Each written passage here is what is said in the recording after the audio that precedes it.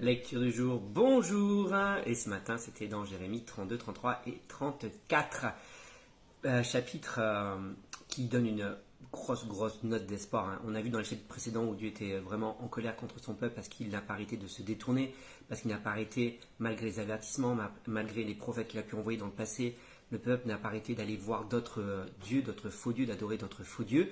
Et il avait promis, juré dans sa colère de déporter ce peuple et d'envoyer ce peuple ailleurs. Et là, c'est là où on voit toute la bonté, toute la miséricorde de l'Éternel au travers d'un acte prophétique qu'il fait faire à Jérémie, au travers de cet acte d'acheter ce champ.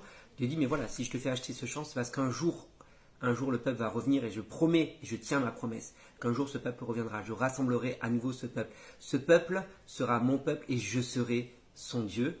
Et à nouveau, dans ce pays, on pourra acheter des champs et on fera des actes d'achat et des actes de vente.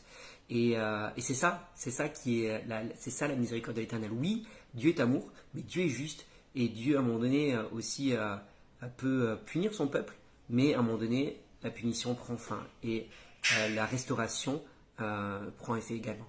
Et c'est ça, il y a toujours de l'espoir avec Dieu. Donc, la première chose à retenir, c'est que ne fais pas les mêmes erreurs que le peuple d'Israël, à savoir t'entêter dans ton péché, t'entêter dans ce que l'Éternel te reproche. Mais malgré tout, c'est qu'une fois que la punition est passée, entre guillemets, Dieu ramène ton peuple. Il n'est pas là pour le détruire et l'écraser définitivement, mais au contraire pour le relever et le restaurer. Dieu est un Dieu de restauration, Dieu est un Dieu qui est miséricordieux.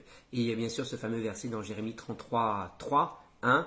Appelle-moi et je te répondrai. Et Dieu dit, je tiens mes promesses. Donc oui, appelle-le et Dieu te répondra.